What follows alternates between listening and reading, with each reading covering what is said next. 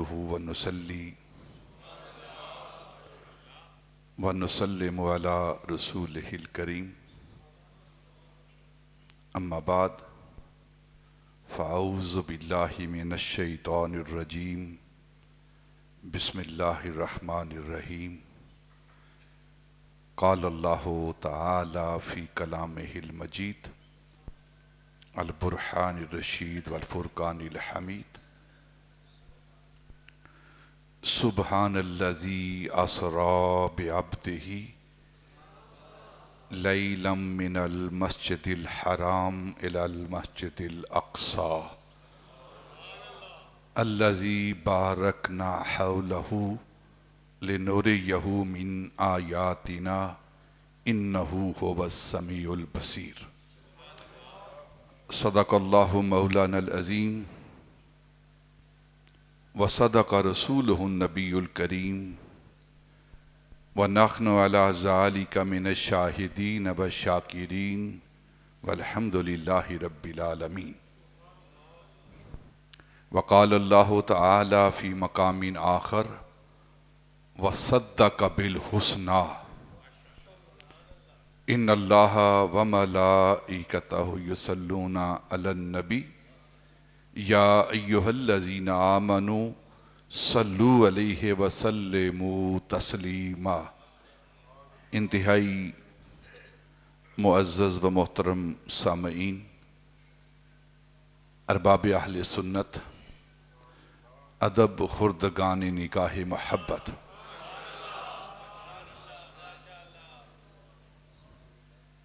قرآن مجید برہان رشید سے ایک آیت مبارکہ آپ کے سامنے تلاوت کی گئی۔ اللہ رب العزت اس آیت کے انوار و تجلیات، اس کے اسرار و رموز ہماری زندگی میں شامل فرمائے۔ یہ آیت جس صورت سے تلاوت کی گئی ہے اس کے دو نام ہیں، ایک سورہ بنی اسرائیل اور دوسرا نام اس سورت کا سورہ الاسراء، جو عرب دنیا کے اندر قرآن پاک کی پرنٹنگ ہوتی ہے، وہاں کے جو قرآن پاک کے نسخے ہیں، مصحف ہیں، ان کے اندر اس سورت کا نام الاسراء لکھا جاتا ہے، اور جو ہمارے بر صغیر پاک و ہند کے اندر جو قرآن پاک چھپتا ہے اس میں اس کا نام بنی اسرائیل لکھا جاتا ہے۔ ایک ہی چیز کے کئی نام، یہ اس کی عظمت، اس کی بلندی، اس کی رفعت کی نشانی ہوتی ہے۔ یہ سورہ بنی اسرائیل بھی اور سورہ الاسراء بھی اسے کہا جاتا ہے۔ حضرت ابو لبابہ رضی اللہ تعالی عنہ صحابی رسول ہیں، آپ سیدہ طیبہ طاہرہ سیدہ عائشہ صدیقہ بنت صدیق ام المؤمنین، محبوبہ محبوب خدا سے روایت کرتے ہیں۔ حضرت ابی لبابہ فرماتے ہیں، سیدہ عائشہ صدیقہ فرماتی ہیں، کیونکہ گھر والی ہے نا، اور جتنے بھی خلوت کے احکام اور مسائل ہیں نبی پاک صلی اللہ علیہ وسلم کی گھر کی زندگی جو ہے اس گھر کی زندگی کو سب سے زیادہ بیان کرنے والی ہستی جو ہے اسے سیدہ عائشہ صدیقہ کہا جاتا ہے۔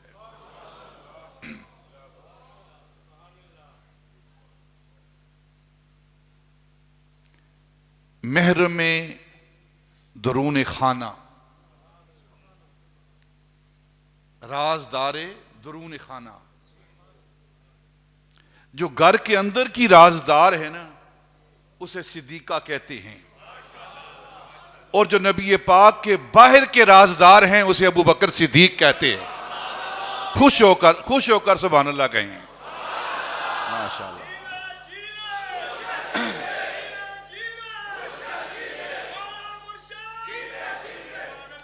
یہ محبوب کی رازداری اللہ نے یا صدیق کو دی ہے یا صدیقہ کو دی ہے۔ سبحان اللہ، سبحان اللہ، کیا مقدر ہیں، کیا شانیں ہیں ان کی۔ حضرت ابی لبابہ رضی اللہ تعالی عنہ آپ روایت کرتے ہیں سیدہ عائشہ صدیقہ رضی اللہ تعالی عنہا سے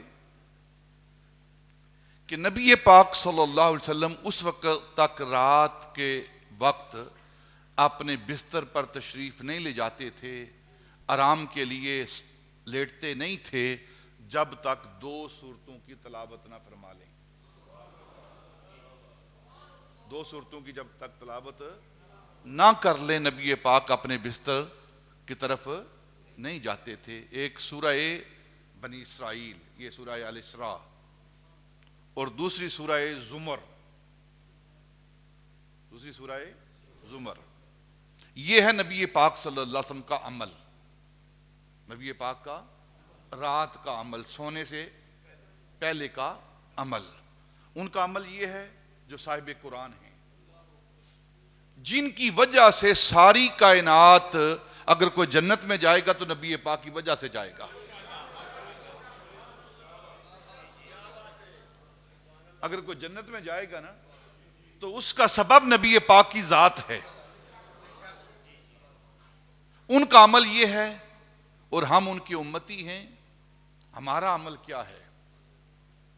تھوڑی دیر کے لیے ہم غور کریں کہ ہم رات کو بستر پر جاتے ہیں تو ہمارا عمل کیا ہے کہ جب تک 2 4 5 گھنٹے یہ موبائل نہ دیکھ لیں تب تک ہمیں نیند نہیں آتی۔ یہی بات ہے نا؟ تو ہمیں کیا کرنا ہے؟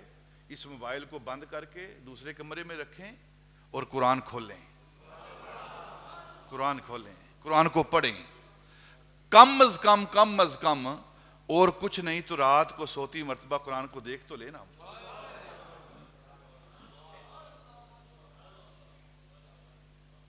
لیکن قرآن کے ساتھ دلچسپی نہیں ہے ہمیں قرآن کے ساتھ۔ وہ معزز تھے زمانے میں مسلمان ہو کر، ہم خار ہوئے تارک قرآن ہو کر۔ اس قرآن کو پڑھا کریں، ہم صبح اٹھ کے قرآن کو دیکھیں، تلاوت کریں۔ آپ بستر پر جانے سے پہلے 2 سورتیں اس کی تلاوت فرمایا کرتے تھے، ایک سورہ بنی اسرائیل اور دوسری سورہ زمر۔ ایک اور سورت ہے سورہ ہود، جس کی نبی پاک صلی اللہ علیہ وسلم کثرت کے ساتھ تلاوت کیا کرتے تھے، اور نبی پاک صلی اللہ علیہ وسلم فرمایا کرتے تھے یہ سورہ ہود جو ہے نا، شیبتنی سورہ ہود نے مجھے بوڑھا کر دیا ہے۔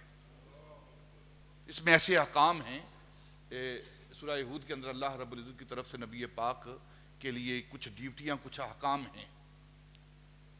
فرماتے ہیں کہ جب میں یہ سورت پڑھتا ہوں سورہ ہود تو اس سورت نے مجھے کمزور کر دیا ہے، مجھے بوڑھا کر دیا ہے، یعنی اتنا بوجھ ہے میرے کندھوں پر اس سورت کا۔ اور نبی پاک رات کو تلاوت کیا کرتے تھے۔ اگر آپ قرآن پاک کی سورتوں کا مطالعہ کریں نا تو ہر سورت کے بارے میں جگہ جگہ یہ آتا ہے، نبی پاک کی سورت کو اس مقام پر تلاوت کرتے، اس سورت کو اس مقام پر تلاوت کرتے، نماز کے اندر کون کون سی صورتیں پڑھتے، رات کے اندر جب آپ قیام کرتے تو کون کون کی صورتوں کی تلاوت کرتے؟ تو نبی پاک صلی اللہ علیہ وسلم قرآن سے محبت کرتے تھے. ہمیں بھی چاہیے قرآن سے محبت کریں. محبت کیا ہے ہماری؟ اس کو لپیٹ کر غلاف کے اندر رکھ دیں، یہ ہماری محبت ہے. یہ نہیں بلکہ اس کو کھول کر پڑھیں، دیکھیں اس کو دیکھیں. نہیں، یہ کلام کس کا ہے؟ کلام کس کا ہے؟ علماء نے، بزرگوں نے لکھا ہے کہ اگر کوئی شخص یہ تمنا کرے کہ وہ اللہ سے کلام کرے، اللہ سے بات کرے، اگر کسی کی یہ خواہش ہے کہ وہ اللہ سے بات کرے تو اسے چاہیے کہ وہ نماز پڑھے. اسے چاہیے کہ وہ نماز پڑھے. اور اگر کسی کی یہ خواہش ہے کہ اللہ اس سے کلام کرے تو وہ قرآن پڑھے. یہ قرآن کلام اللہ ہے نا، اللہ کا کلام ہے. اور جب پڑھتا ہے انسان تو گویا اللہ رب العزت اپنے اس بندے کے ساتھ کلام کر رہا ہوتا ہے اپنے محبوب کے وسیلے سے. نازل نبی پاک پر ہوا ہے، نازل یہ قرآن نبی پاک پر ہوا ہے، لیکن کلام اللہ رب العزت اپنے محبوب کے وسیلے سے محبوب کی امت سے فرما رہا ہے. اللہ ہمیں قرآن پاک پڑھنے کی توفیق عطا فرمائے. ہمارے پاس وقت نہیں ہے قرآن پاک پڑھنے کا. معراج کی رات سیدہ فاطمہ رضی اللہ تعالیٰ عنہ فرماتی، میں نے نبی پاک سے پوچھا حضور جو خاص باتیں ہوئی ہیں نا ان میں سے، تو نبی پاک فرماتے اللہ نے امت کی شکایت کی ہے، امت کا گلہ کیا ہے مجھ سے کہ میں کیا کرتا ہوں تیری امت کے ساتھ اور تیری امت میرے ساتھ کیا کرتی ہے. یہ گلہ کیا ہے اللہ رب العزت نے معراج کی رات. وہ بھی انشاءاللہ جب وقت آئے گا بیان کروں گا کیا کیا گلے ہیں اللہ کے. بالکل ہم نے قرآن چھوڑ دیا ہے. یہ قرآن جو پڑھتا ہے نا بندہ، جس جگہ پر پڑھا جاتا ہے حدیث پاک میں آتا ہے جس طرح ہم زمین پر کھڑے ہو کر نا آسمان پر دیکھتے ہیں ستارے چمک رہے ہیں، آسمان ایک نوری ستارہ، ایک نوری جگہ جو چمک رہی ہے، اسی طرح آسمان والے جھانک کر زمین پر دیکھتے ہیں. آسمان والے جھانک کر زمین پر دیکھتے ہیں اور جس جگہ پر قرآن پڑھا جاتا ہے وہ جگہ اس ستارے کی مانند چمکتی ہے. اس ستارے کی مانند چمکتی ہے جگہ. وہ جب جگہ چمکتی ہے جہاں قرآن پڑھا جا رہا ہو اور جس سینے کے اندر قرآن ہو، جس زبان سے قرآن نکل رہا ہو، اس کے نور ہونے میں کیا شک ہو سکتا ہے. یہ سورہ بنی اسرائیل ایسی صورت ہے، نبی پاک صلی اللہ علیہ وسلم نے فرمایا یہ سورہ بنی اسرائیل، سورہ الاسراء، اس کا آغاز جو ہو رہا ہے وہ سبحان الذی اسریٰ سے ہو رہا ہے. حضرت ابی ہریرہ رضی اللہ تعالیٰ عنہ فرماتے ہیں کہ جو شخص، نبی پاک نے فرمایا کہ دن میں 100 بار 2 کلمے پڑھتا ہے، 2 کلمے پڑھتا ہے، اگر اس کے گناہ سمندر کی جھاگ کے برابر ہی کیوں نہ ہوں، سمندر کی جھاگ کے برابر ہی کیوں نہ ہوں، اللہ رب العزت ان 2 کلمات کے پڑھنے کی برکت سے اس کی ساری زندگی کے گناہوں کو معاف کر دیتا ہے. اور وہ 2 کلمے کون سے ہیں؟ سبحان اللہ و بحمدہ. یہ 2 کلمے ہیں، یعنی 2 تسبیح ہی ہیں، ایک سبحان اللہ کی تسبیح اور ایک الحمدللہ کی تسبیح. یہ 2 تسبیح اگر کوئی بندہ دن میں 100 بار اس تسبیح کو پڑھتا ہے نا تو اللہ تعالیٰ اس کے سارے گناہوں کو معاف فرما دیتا ہے. پھر نبی پاک صلی اللہ علیہ وسلم فرمایا کہ جو شخص یہ 2 کلمے پڑھتا ہے، سبحان اللہ و بحمدہ العظیم، یہ 2 کلمے ادا کرتا ہے، پڑھتا ہے، تو اللہ رب العزت ہر کلمے کے بدلے میں، ہر تسبیح کے بدلے میں، ہر ایک بار کے بدلے میں، ایک بار کے بدلے میں اللہ رب اس کے لیے جنت کے اندر درخت لگاتا ہے، کھجور کا، کھجور کا درخت لگاتا ہے اللہ۔ اور پھر بخاری کی آخری حدیث پاک، حضرت امام بخاری رضی اللہ تعالیٰ عنہ نے پہلی حدیث پاک انما الاعمال بالنیات، پہلی حدیث پاک، اور آخری حدیث پاک وہ کون سی نقل کی ہے؟ حضرت امام بخاری نے آخری حدیث پاک اپنی بخاری کے اندر آپ نے جو نبی پاک صلی اللہ علیہ وسلم سے نقل کی ہے، لکھی ہے، وہ حدیث پاک ہے کلمتان حبیبتان الی الرحمن،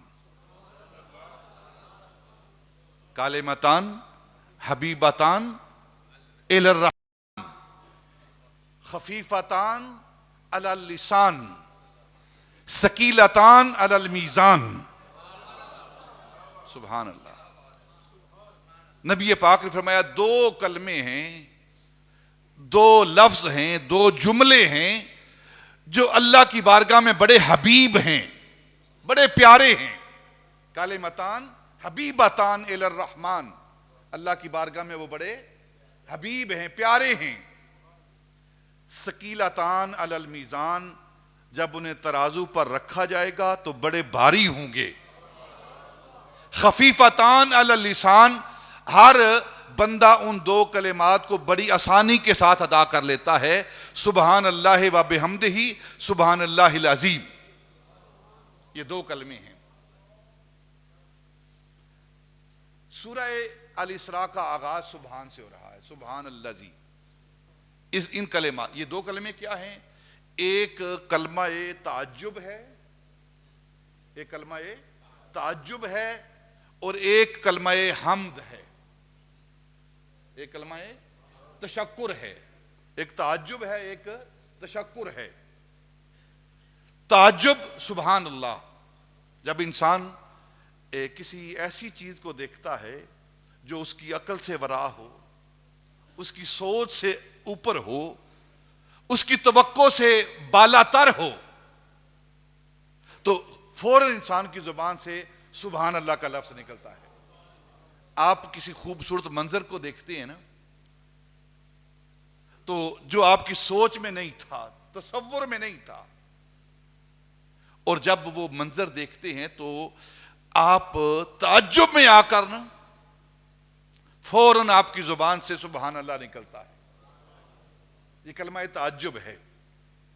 اور جب انسان کی اوقات سے زیادہ، اس کی توقع سے زیادہ اسے مل جائے تو جو مسلمان ہے، بندہ مومن ہے، وہ اپنے سر کو جھکا کر فوراً اللہ کا شکر ادا کرتا ہے، حمد کرتا ہے۔ یہ جو انسان ہے اس کی بات کر رہا ہوں، جو انسان ہے اس کی بات کر رہا ہوں۔ جب انسان کو کچھ ملتا ہے تو وہ اکڑتا نہیں،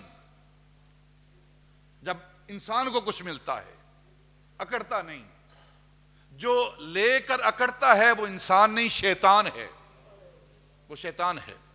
تو یہ کلمہ تعجب ہے، اور اللہ رب العزت نے اس سورت کا آغاز کلمہ تعجب کے ساتھ کیا، اور جو سفر ہے، سفر معراج، یہ ایسا سفر ہے جس نے ساری انسانیت کو، ساری کائنات کو ورطۂ حیرت میں ڈال دیا ہے، تعجب میں ڈال دیا ہے، اور اس لیے اللہ رب العزت نے اس کلمہ تعجب کے ساتھ آغاز کیا ہے۔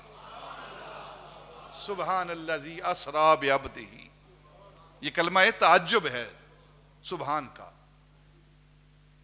ساری انسانیت کو، ساری عقلوں کو تعجب میں ڈال دیا ہے، سارے فلسفے کو تعجب میں ڈال دیا ہے کہ تمہاری عقلیں، تمہارے فلسفے، تمہارے علم، تمہاری پروازیں وہاں نہیں پہنچ پاتی جہاں مصطفیٰ کے قدم جا رہے ہیں۔ یہ واقعہ معراج، اس کا آغاز ہو رہا ہے۔ گزشتہ جمعۃ المبارک میں نے جو گفتگو کی تھی وہ سیدنا ابوبکر صدیق کے حوالے سے، آپ کی تصدیق کے حوالے سے کہ اس واقعہ معراج کی تصدیق کرنے والی ہستی بھی سیدنا ابوبکر صدیق۔ آج انشاءاللہ واقعہ معراج ہی بیان کریں گے، باتیں معراج کی کریں گے، اور ساتھ ساتھ سیدنا ابو بکر کو رکھیں گے۔ 3 سفر ہیں نبی پاک صلی اللہ علیہ وسلم کے، جن اسفار کی دھوم مچی ہوئی ہے، جن سفروں کی دھوم مچی ہے۔ 3 سفر ہیں، ایک سفر طائف، ایک سفر معراج، اور ایک سفر ہجرت، مکہ سے مدینہ المنورہ کا سفر، سفر ہجرت۔ یہ 3 سفر ہیں جو نبی پاک صلی اللہ علیہ وسلم کے ہیں، اور ان تینوں سفروں کی اگر آپ سیرت کی کتابوں کے اندر ان سفروں کو پڑھیں آپ تو سینہ جوش مارتا ہے انسان کا۔ اور ان تینوں سفروں کے ساتھی ہیں، ہر سفر کا ایک ساتھی ہوتا ہے، اور تینوں سفروں کے ساتھی ہیں۔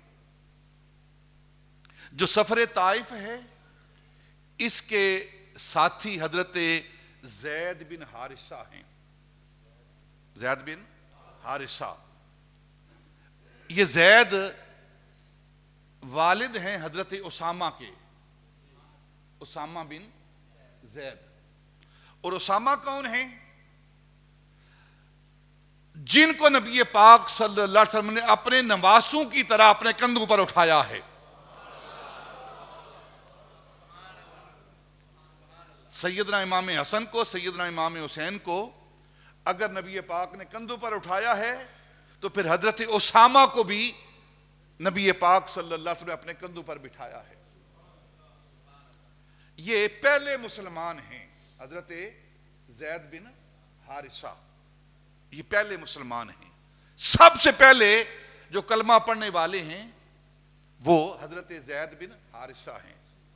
اب یہاں آپ سوچیں گے کہ کوئی کہتا ہے پہلے مسلمان ابو بکر ہیں، کوئی کہتا ہے پہلے مسلمان سیدہ خدیجہ الکبریٰ ہیں، پہلے ایمان لانے والی، کوئی کہتا ہے پہلے مسلمان مولا علی ہیں۔ تو پھر یہ اتنی روایات تو علماء نے اس کے اندر تطبیق کی ہے، اس کو جمع کیا ہے۔ غلاموں میں سب سے پہلے ایمان لانے والے زید بن حارثہ، غلاموں میں سب سے پہلے ایمان لانے والے زید بن حارثہ۔ جوانوں میں، نوجوانوں میں، بچوں میں سب سے پہلے ایمان لانے والے حضرت مولا علی۔ آپ کی عمر مبارک اس وقت 10 سال تھی۔ عورتوں میں سب سے پہلے ایمان لانے والی سیدہ خدیجہ الکبریٰ، اور بڑوں میں سب سے پہلے ایمان لانے والے ابو بکر صدیق۔ کوئی اختلاف نہیں، کوئی جھگڑا نہیں، ہم جھگڑے والے نہیں ہیں، ہم ماننے والے ہیں، ماننے والے ہیں۔ بچوں میں مولا علی، غلاموں میں زید بن حارثہ، بڑوں میں ابو بکر صدیق، اور خواتین میں سیدہ خدیجہ الکبریٰ۔ یہ زید بن حارثہ ہیں جن کو نبی پاک نے اپنا بیٹا بھی بنایا تھا، متبنہ جسے کہتے ہیں نا۔ پھر اس کے پورے احکام متبنہ کے، منہ بولے بیٹے کے، لے پالک کے، اڈاپٹڈ سن کے پورے احکام میں شریعت کے اندر ان کو پڑھا کریں ہم، کہ اگر کسی بیٹے کو، کسی اولاد کو ہم نے اڈاپٹ کرنا ہے، اس کو لینا ہے، اس کو اپنا متبنہ بنانا ہے، تو اس کے احکام کیا ہیں، یہ ہم ان مسائل کو علماء سے سیکھیں بھی، پڑھیں بھی شریعت کو۔ تو یہ متبنہ ہیں، نبی پاک نے ان کو اپنا بیٹا بنایا تھا۔ پھر آگے قرآن پاک کی آیات نازل ہوئی، پھر اس کے احکام نازل ہوئے، نبی پاک صلی اللہ علیہ وسلم کی بارگاہ میں جبریل امین قرآن لے کر آئے اور ان مسائل کو آپ کے سامنے بیان کیا۔ یہ زید بن حارثہ جتنے بھی غلام ہیں نا، جتنے بھی غلام ہیں، ان سارے غلاموں کا سردار زید بن حارثہ ہے۔ کیوں سردار ہے؟ غلام ہو کر امام، غلام ہو کر امام کیوں بنا ہے؟ کیونکہ وہ نبی پاک کا ساتھی بنا ہے، نبی پاک کا ساتھی بنا ہے۔ جو نبی پاک کا ساتھی بن جاتا ہے وہ سردار بن جاتا ہے۔ زید بن حارثہ یہ غلاموں کے سردار، اور ہجرت کی رات ہجرت کا جو ساتھی بنا ہے اسے ابو بکر صدیق کہتے ہیں. وہ ابو بکر صدیق ہیں جو ہجرت کے ساتھی ہیں. اور ابو بکر صدیق انبیاء کے بعد ساری مخلوق کا سردار، انبیاء کے بعد ساری مخلوق کا سردار ابو بکر ہے، ساری امتوں کا سردار ابو بکر ہے. اس لیے ابو بکر سردار بنا ہے کیونکہ وہ مصطفیٰ کا ساتھی بنا ہے. اور معراج کا ساتھی جبریل امین، معراج کا ساتھی جبریل امین، اور جبریل امین سارے فرشتوں کا سردار. جب مصطفیٰ کے ساتھ میں سرداری آتی ہے، ان کی غلامی میں سرداری آتی ہے، تو پھر امت کیوں دور ہو رہی ہے اپنے محبوب سے؟ غلاموں کا سردار زید بن حارثہ. سفر طائف، طائف کا سفر، اس کے اندر سبق کیا ہے؟ نبی پاک صلی اللہ علیہ وسلم نے سبق دیا ہے برداشت کا، حوصلہ. جتنا ظلم و ستم نبی پاک صلی اللہ علیہ وسلم کی ذات پر طائف کے اندر کیا گیا ہے، اس سے پہلے اس کے بعد نہیں کیا گیا. دیوانہ، پاگل، مجنون، شاعر، طرح طرح کے الزامات، طرح طرح کی بکواسات یہ لوگ کرتے رہے ہیں، لیکن فزیکلی پتھر مار مار کے جسم کو لولہان طائف کے اندر کیا گیا ہے. حتیٰ کہ نبی پاک صلی اللہ علیہ وسلم کے جسم پاک سے خون رس رس کرنا، آپ کے نالین آپ کے جوڑوں میں جا رہا ہے. جب آپ بیٹھے ہیں تھک ہار کر تو جوڑے اتارنے لگے ہیں، جوڑے اتر نہیں رہے، جوڑے اتر نہیں رہے، خون جم گیا ہے اندر. اللہ رب العزت نے فرشتوں کو بھیجا، جبریل کو بھیجا کہ جاؤ محبوب سے عرض کرو کہ ہماری ڈیوٹی لگاؤ. پہاڑوں کا فرشتہ آیا، ہماری ڈیوٹی لگاؤ.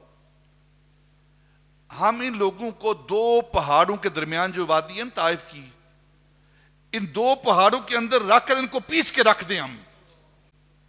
ہمیں حکم دیجئے آپ. نبی پاک نے فرمایا نہ. دیکھو صبر و استقامت کا پیکر، کس انداز میں معاف کرنے والا ہے وہ محبوب. کتنا حوصلہ ہے کہ فرشتے آ کر کہتے ہیں ہمیں حکم دیجئے، انہوں نے آپ پر ظلم کیا ہے، آپ کے ساتھ زیادتی کی ہے، اور واقعی زیادتی کی ہے، لولہان کیا ہے. آپ حکم دیجئے دو پہاڑوں کے درمیان رکھ کر ان کو پیس دیں، صفحہ ہستی سے ان کا نام و نشان مٹا دیں. نبی پاک نے فرمایا فرشتوں تمہارے اندر وہ حوصلہ نہیں جو اللہ کے محبوب کے اندر حوصلہ ہے. جو صبر یہاں ہے نا وہاں آپ کے پاس نہیں ہے. وہ آپ جاؤ اپنا کام کرو، تسبیح کرو، اللہ کی حمد بیان کرو، ان کو چھوڑ دو. اگر یہ آج مجھ پر یہ ظلم و ستم کر رہے ہیں، مجھ کو یہ اس طرح کی تکالیف دے رہے ہیں، کوئی بات نہیں، میں محمد دیکھ رہا ہوں، ان کی نسلوں میں کلمہ پڑھنے والے آئیں گے. سبحان اللہ. یہ وہ حوصلہ ہے، یہ وہ معافی ہے جو نبی پاک صلی اللہ علیہ وسلم اپنی امت کے لیے تعلیم چھوڑ رہے ہیں. آج ہمارے اندر اس معافی کا کتنا جذبہ ہے، ہمارے اندر برداشت کا کتنا جذبہ ہے، یہ ہمیں دیکھنا ہے. صرف کوئی اگر آنکھ اٹھا کے گھور کے ہمیں دیکھتا ہے نا تو ہماری کوشش ہی ہوتی ہے کہ اس کی آنکھ ہی نکال لیں. کوشش ہی ہوتی ہے کہ آنکھ ہی نکال لیں کم از کم، اور کچھ نہ کر سکے تو آنکھ ضرور نکال دیں اس کی، اس نے دیکھا کہ ہماری طرف. اور اگر کسی نے کوئی بات کر دی ہے تو کوشش یہ ہوتی ہے کہ اس کی زبان ہی کاٹ دیں. یہی کرتے ہیں نا، حوصلہ کوئی نہیں ہے نا. حالانکہ اگر کسی نے دیکھا ہے تو آپ پوچھ سکتے ہیں بھائی غلطی ہوئی تو مجھے معاف کر دے، اگر تجھے تکلیف پہنچی تو مجھے معاف کر دے. لیکن یہ ہمارے اندر جذبہ نہیں ہے. بہت آگے چلے گئے ہیں ہم، چھوٹی چھوٹی بات پر قتل و غارت کے منصوبے بنا رہے ہیں. اس نے مجھے فلاں ٹائم یہ بات کی تھی، میں نے اسے گولی مارنی ہے. اب یہ اکثر آپ گندگی کے ڈھیروں پر جو لاشیں پڑی ملتی ہیں نا آپ کو، اسی کا نتیجہ ہے. برداشت ختم ہو گئی ہے. اور اس کا عملی نمونہ اگر آپ نے دیکھنا ہو تو سڑکوں پر دیکھیں کس طرح ادم مچا ہوتا ہے, کس طرح جانوروں کی طرح ہم سڑکوں پر چڑھتے ہیں, کسی کا لحاظ کیے بغیر, کسی کا حق دیے بغیر. اور امتی ہیں اس نبی کے جس نبی کو لولہان کیا گیا, خون کے اندر نہلایا گیا, ظلم و ستم کی انتہا کی گئی, اس کے باوجود کہتا ہے جاؤ میں نے معاف کیا, میں نے معاف کیا, جاؤ میں نے معاف کیا. اور پھر فتح مکہ, سارے کافر جو پوری مکی زندگی کے اندر ظلم و ستم کی انتہا کرتے رہے, جب 10,000 صحابہ کا لشکر فتح مکہ کرتا ہے تو وہ سارے کافر ان کو اپنے گناہ یاد آتے ہیں, زیادتیاں یاد آتی ہیں, ظلم و ستم یاد آتے ہیں, وہ تھر تھر کانپ رہے ہوتے ہیں. تو نبی پاک ان سے پوچھتے ہیں کیوں کانپتے ہو, کیوں پریشان ہوتے ہو, کیوں غمزدہ ہو؟ عرض کرتے سارے گناہ یاد آ رہے, ساری زیادتیاں یاد آ رہی ہیں. تو فرمایا میں بدلہ لینے کو تو نہیں آیا نا آپ کے ساتھ. فَاذْهَبُوا أَنْتُمُ الطُّلَقَاءُ لَا تَثْرِيبَ عَلَيْكُمُ الْيَوْمَ, جس طرح یوسف علیہ السلام نے اپنے بھائیوں سے کہا تھا نا جاؤ میں تمہیں معاف کرتا ہوں, اسی طرح میں محمد بھی آج تمہیں معاف کرتا ہوں. یہ وہ معافی ہے جو نبی پاک صلی اللہ علیہ وسلم نے اپنی عملی زندگی سے ہمیں سکھائی ہے.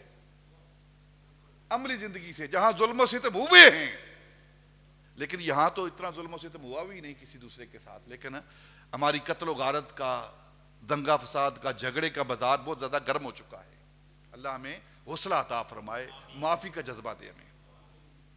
اب پہلا ساتھی طائف کا سفر اور زید بن حارثہ, دوسرا سفر معراج کا, معراج کا سفر. معراج کا سفر جو ہے اس کا ساتھی جبریل امین, جبریل امین. ساری روایات کو پڑھیں آپ.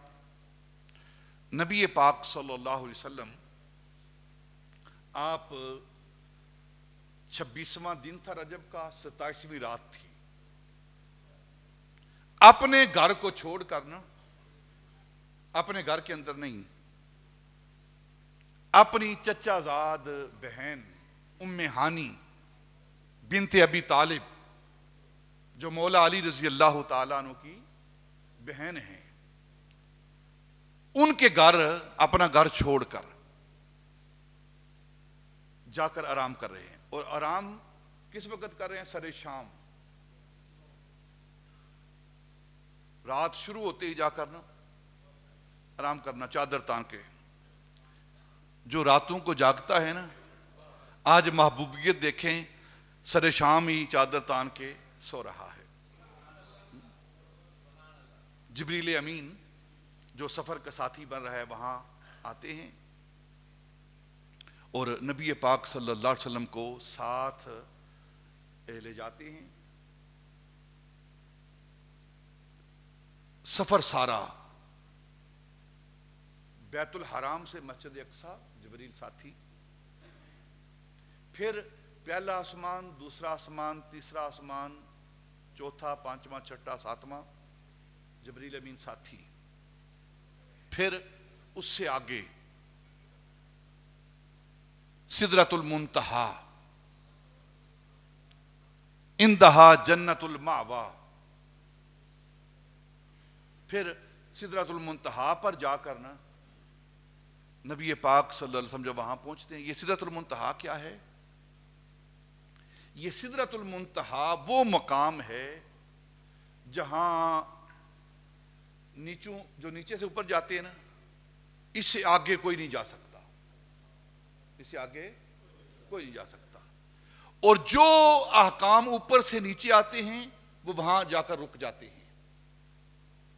آگے نیچے والے لوگ اوپر والے احکام لے کر نیچے آتے ہیں. یہ سدرۃ المنتہا ہے, یہاں منتہا ہے. کوئی فرشتہ, کوئی اور مخلوق سدرۃ المنتہا سے آگے نہیں جا سکتی. ان کی انتہا ہے, مقام معلوم ہے ان کا, اس سے آگے کوئی نہیں جا سکتا. اگر کوئی اس سے آگے گیا ہے تو ہم سب کا آقا مولا تاجدار مدینہ ہے۔ کیا مطلب ہے اس بات کا؟ کہ ہر ایک مخلوق کی حد ہے، ہر ایک مخلوق کی حد ہے، ہر ایک مخلوق کا ایک مقام معلوم ہے۔ قرآن کہہ رہا ہے یہ ہر فرشتے کا ایک مقام معلوم ہے۔ اس مقام معلوم سے، اس مقام متعین سے کوئی فرشتہ آگے نہیں بڑھ سکتا، کوئی مخلوق آگے نہیں جا سکتی۔ لیکن اللہ کی مخلوق میں واحد ایک ہستی ہے جس کی کوئی حد نہیں، ہر ایک کا مقام معلوم ہے۔ فرشتے اپنے مقام پر رہتے ہیں، کوئی اپنے مقام سے تجاوز نہیں کر سکتا، اس حد کو عبور نہیں کر سکتا۔ لیکن ایک ذات ہے، ایک ہستی ہے اللہ کی مخلوق میں، اللہ کے بندوں میں، اللہ کے محبوب کی ذات ہے جن کے لیے کوئی حد نہیں۔ اوتھو تیک نہ کوئی اور گیا، اوتھو تیک نہ کوئی، ایک کالیاں زلفاں والا سی حد سدرہ دی جو توڑ گیا۔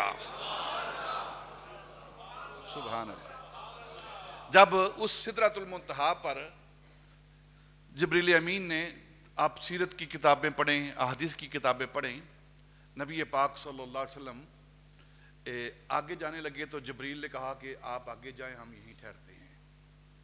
فرمایا آگے چلو یار، آگے چلو نہ، یہی ہماری حد یہی ہے، آگے نہیں جا سکتے۔ فرمایا چلو، آپ کو پتہ ہے آپ کا ساتھی ہے، جب میرے ساتھ ہو تو چلو آگے، جب تم میرے ساتھ ہو تو چلو۔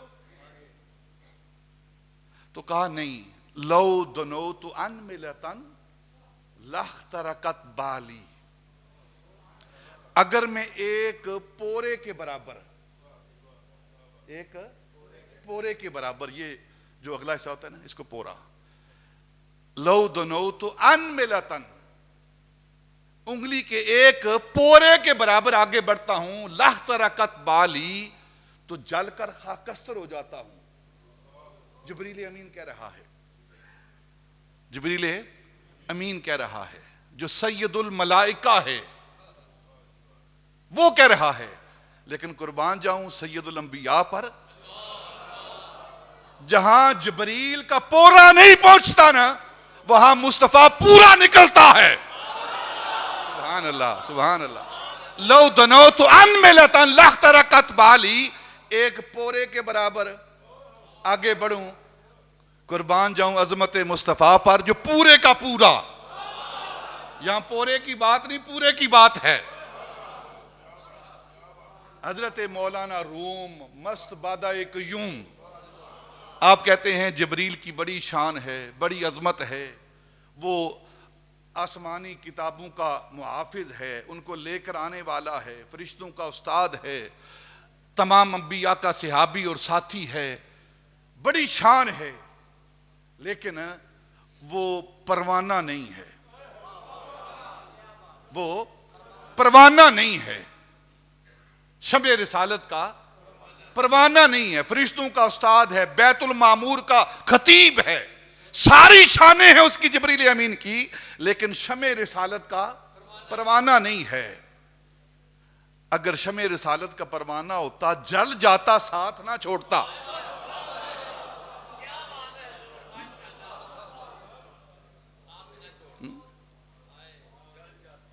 پروانے کو شمع، بلبل کو پھول بس، پروانے کو شمع، بلبل کو، اقبال کہہ رہا ہے بلبل کو پھول بس، صدیق کے لیے خدا کا رسول بس۔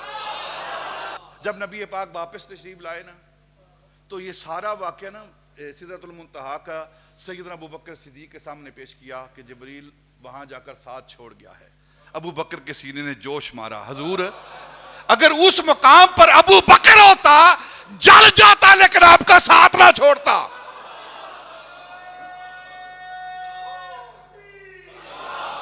صدیق کے لیے خدا کا رسول بس۔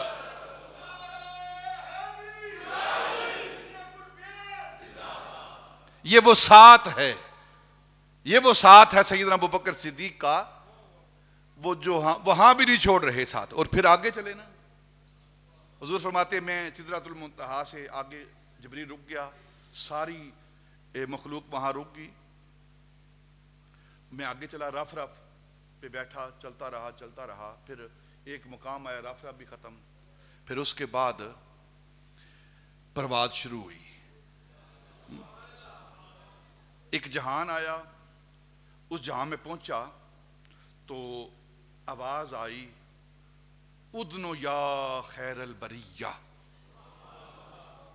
اے ساری کائنات سے بہتر آگے آؤ نا ذرا، ادنو یا محمد، محمد آگے آؤ نا ذرا، قریب ہو جاؤ نا، اور ادنو یا احمد، آواز آئی، احمد ذرا آگے آؤ نا.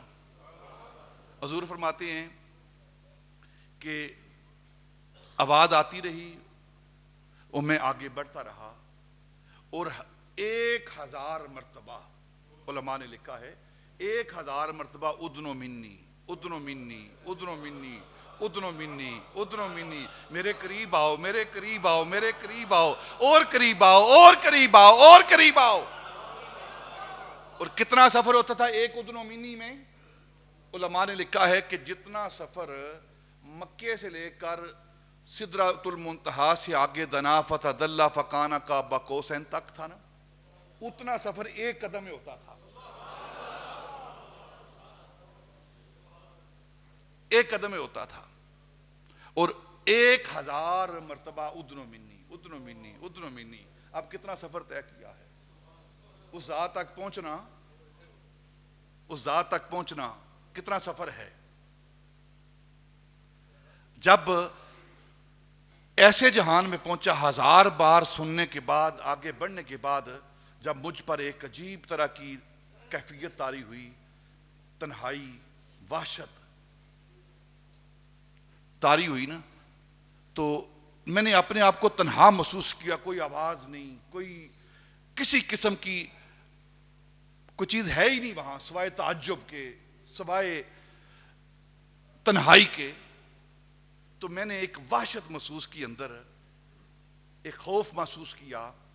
تو ایک آواز آئی، کیف یا محمد ان ربک یصلی، محبوب اے محمد ٹھہر جاؤ، ان ربک یصلی، آپ کا رب صلاۃ میں ہے، نماز نہیں، صلاۃ میں ہے. اس صلاۃ کا کیا معنی ہے؟ محبوب ٹھہرو نا، وہیں ٹھہرو، آپ کا رب آپ پر سلام بھیجتے ہوئے، رحمت بھیجتے ہوئے خود آپ کی طرف آ رہا ہے. ایک معنی اس کا یہ ہے.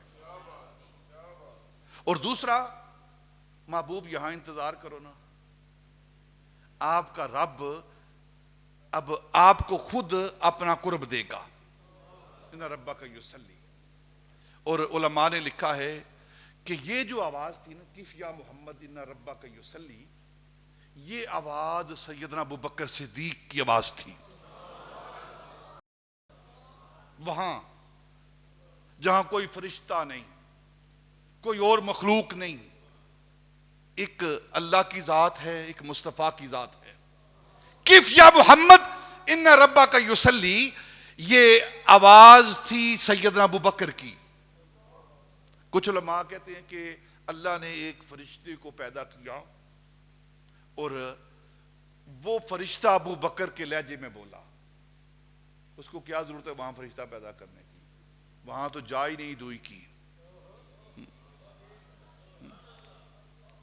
محبت نہیں ہے نا ابو بکر کی سینے میں، اس لیے یہ باتیں کی جا رہی ہیں. حضرت امام زرقانی کہتے ہیں کہ یہ بات درست نہیں کہ اللہ نے فرشتہ پیدا کیا اور فرشتے نے ابو بکر کی آواز کو نکالا. نہیں، وہ ابو بکر کی آواز تھی، لہجہ ابو بکر کا تھا، آواز ابو بکر کی تھی، لیکن لہجہ مشیت ازدی کا تھا. گویا اللہ رب العزت ابو بکر کے لہجے میں بول رہا ہے، اللہ رب العزت ابو بکر کے لہجے میں بول رہا ہے. صوت آواز ابو بکر کی ہے لیکن لہجہ اللہ رب العزت کا ہے. آپ کہیں گے اللہ ابو بکر کے لہجے میں بول رہا ہے, ابو بکر کی زبان سے بول رہا ہے. اگر وہ درخت کی زبان سے بول سکتا ہے انی ان اللہ, اگر اللہ درخت سے بول سکتا ہے تو جو ساری مخلوق میں اعلیٰ ہستی ہے ابو بکر, اس کی زبان سے کیوں نہیں بول سکتا؟ اس کی زبان سے. اور یہ جو قرب ہے نا کائنات کو, جس کو بھی اللہ رب العزت کا قرب ملے گا نا وہ نبی پاک صلی اللہ علیہ وسلم کے قرب کے صدقے میں ملے گا. یہاں ایک حدیث پاک, ایک دن جبریل امین نبی پاک کی بارگاہ میں حاضر ہوئے تو نبی پاک صلی اللہ علیہ وسلم نے فرمایا جبریل جاؤ اللہ سے جا کر پوچھو کہ سب سے بہترین جگہ, خیر والی جگہ کون سی ہے؟ ای البقاء خیرن, سب سے بہترین خیر والی جگہ کون سی ہے؟ جبریل امین کو نبی پاک نے بھیجا. جبریل امین اللہ کی بارگاہ میں حاضر ہوئے, جا کر پوچھا کہ پوچھ رہے ہیں تیرے محبوب پوچھ رہے ہیں کہ زمین پر سب سے خیر والی جگہ کون سی ہے؟ تو اللہ نے فرمایا جا کر محبوب سے عرض کرو کہ زمین پر سب سے خیر والی جگہ وہ مسجد ہے. خیر والی جگہ مسجد ہے. ہم دور بھاگ رہے ہیں مسجدوں سے, اور سب سے آخر میں مسجد کے اندر آنا ہے, سب سے آخر میں, اور 2-4-5 منٹ کے لیے آنا ہے. سب سے بہترین جگہ اور سب سے شر والی جگہ کون سی ہے؟ بازار. سب سے بری جگہ بازار اور سب سے خیر والی جگہ مسجد. اب اپنی ہماری چوائس ہے کس جگہ پہ ہم نے ٹھہرنا ہے. مسجدیں ویران اور بازار آباد. پھر خیر کی. اب جب جبریل واپس آئے نا تو آ کر عرض کرتے ہیں یا رسول اللہ میں نے بڑا قرب دیکھا ہے, اللہ کا بڑا قرب دیکھا ہے, لیکن جو آج مجھے قرب ملا ہے نا, جو آج مجھے اللہ کی ذات کا قرب ملا ہے, اس سے پہلے کبھی جبریل کو یہ قرب حاصل نہیں ہوا. اس سے پہلے جبریل کو کبھی یہ قرب حاصل نہیں ہوا. پہلے بھی میں اللہ کی بارگاہ میں حاضر ہوتا رہا ہوں, مجھے قرب ملتا رہا ہے, لیکن آج جو مجھے قرب مل رہا ہے اللہ کا, اس سے پہلے جبریل کو یہ قرب نہیں ملا. کیوں نہیں ملا؟ کیونکہ آج بھیجنے والا محبوب ہے نا, محبوب نے بھیجا ہے نا. جب محبوب بھیجتا ہے نا تو پھر اور ہی قرب ہوتے ہیں. دیکھیں نا, یہ علماء جو درس نظامی کے ہیں خیالی پڑھتے ہیں, خیالات خیالی عظیم است برائے حل ہو ملا عبد الحکیم است. عقائد کی خیالی کے اندر ایک بات ہے کہ جب سارے ہی نبی حق پر ہیں, سارے ہی نبی حق پر ہیں, اللہ کی طرف دعوت دینے والے ہیں, تو پھر نبی پاک امام الانبیاء کیوں ہیں؟ نبی پاک جب سب کی دعوت ایک ہی ہے, سب ایک ہی طرف بلانے والے ہیں, ایک ہی ذات کی طرف بلانے والے ہیں, سب حق پر ہیں, تو پھر نبی پاک کو اعلیٰ درجہ کیوں ہے؟ تو آپ جواب دیتے ہیں کہ نبی پاک جو امام الانبیاء ہیں, سید المرسلین ہیں, اس کا سبب کیا ہے؟ باقی انبیاء بھی اللہ کی طرف دعوت دینے والے ہیں, ان کا راستہ بھی اللہ کی طرف جاتا ہے, لیکن جو سب سے قریب راستہ ہے نا اللہ کی بارگاہ میں پہنچنے کا, وہ امام الانبیاء نبی پاک کا راستہ ہے. وہ امام الانبیاء نبی پاک کا راستہ ہے جو سب سے قریب ہے, جو سب سے جلدی اللہ کی بارگاہ میں قرب دیتا ہے, وہ نبی پاک کا راستہ ہے. اور اس سے ایک نتیجہ اور, سارے سلسلے طریقت کے اعلیٰ اولا بہتر ہیں, لیکن سب سے اعلیٰ سلسلہ طریقت کا وہ سلسلہ نقشبندیہ ہے. سلسلہ نقشبندیہ ہے. کیوں؟ کہ جو اللہ کے قرب سب سے چھوٹا راستہ ہے نا, جو شارٹ کٹ ہے اللہ کی بارگاہ میں پہنچنے کا، وہ سلسلہ عالیہ نقشبندیہ ہے۔ اسی لیے حضرت شاہ نقشبند بخاری نے فرمایا ہے کہ باقی سلاسل کی نہایت اور ہماری بدایت ہے۔ جہاں سارے سلسلے جا کر ختم ہوتے ہیں، وہاں سے ہمارے اسباق کا آغاز ہوتا ہے۔ باقی سارے سلاسل کے اسباق وہ صفات پر ختم ہوتے ہیں، اور ہمارا پہلا ذکر ذات سے شروع ہوتا ہے۔ تو جبریل امین کہتے ہیں کہ سب سے زیادہ قرب جو مجھے ملا ہے نا، وہ آج اللہ کی بارگاہ میں قرب ملا ہے۔ تو نبی پاک نے پوچھا جبریل کتنا قرب ملا ہے؟ تو عرض کی حضور بڑا قرب ملا ہے، بڑا قرب ملا ہے، بس 70,000 نور کے پردے باقی رہ گئے تھے۔ پھر بھی 70,000 نور کے پردے وہ رہ گئے تھے باقی۔ میں نے یہ نہیں کہتا کہ 70,000 پردے تھے، رہ گئے تھے باقی، یعنی اتنا قرب ہو گیا تھا۔ پھر کتنا قرب ہوا ہوگا؟ جبریل کہہ رہا ہے جس قرب کو، یہ ہے جبریل کا قرب۔ اتنا قریب ہونے کے باوجود 70,000 نور کے پردے ہیں، اور قربان جائیں نا نبی پاک کے قرب پر۔ آپ کو کیسا قرب ملا ہے؟ چلے جو حضرت موسیٰ تو کوہ طور تک پہنچے، کوہ طور تک پہنچے۔ چلے جو حضرت عیسیٰ تو چوتھے فلک کے پور تک پہنچے۔ نظر والو ذرا دیکھو محمد کی بلندی کو، نظر والو ذرا دیکھو محمد کی بلندی کو۔ چلے بیت الحرم سے اور خدا کے نور تک پہنچے۔ یہ وہ قرب ہے معراج کی رات نبی پاک صلی اللہ علیہ وسلم کا اللہ رب العزت کی ذات کے ساتھ۔ پھر کیسا قرب ہوا؟ پھر کیسا قرب ہوا؟ پھر کیسا قرب ہوا؟ ایک ذات خدا ہے اور ایک ذات مصطفیٰ ہے۔ اور یہاں حضرت محی الدین ابن عربی کی بات کر کے بات ختم کرتا ہوں۔ آپ فرماتے ہیں کوئی یہ نہ سمجھے کہ اتنا عروج کرنے کے بعد نبی پاک صلی اللہ علیہ وسلم کی ابدیت ختم ہو گئی ہے، آپ الہ ہو گئے ہیں، کچھ اور ہو گئے ہیں۔ نہ،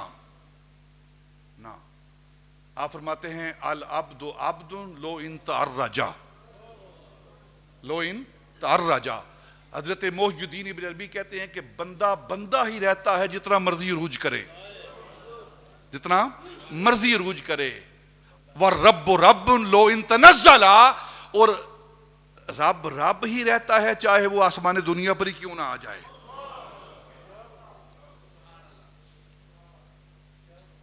قرب کی ساری حدیں ٹوٹ گئی ہیں، اتنا قرب ہوا ہے، لیکن اللہ اللہ رہا ہے اور بندہ بندہ رہا ہے۔ نبی پاک صلی اللہ علیہ وسلم اللہ کے بندے رہے ہیں، وہ رب نہیں ہوئے۔ یہ جو ایک بات کی جاتی ہے جب اذا تم الفقر فہو اللہ، یہ کوئی بات نہیں ہے، یہ کوئی بات نہیں ہے۔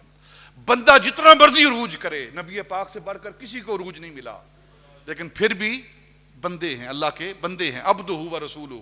اور علماء جانتے ہیں کہ جو عبدیت ہے وہ نبوت اور رسالت سے بھی اعلیٰ مرتبہ ہے، اعلیٰ مرتبہ ہے۔ اور نبی پاک صلی اللہ علیہ وسلم اتنا عروج حاصل کرنے کے باوجود پھر بھی اللہ کے عبدہ و رسولہ ہیں۔ یہ وہ معراج ہے جہاں نبی پاک صلی اللہ علیہ وسلم کو اللہ کا قرب ملا ہے، اللہ کا دیدار ہوا۔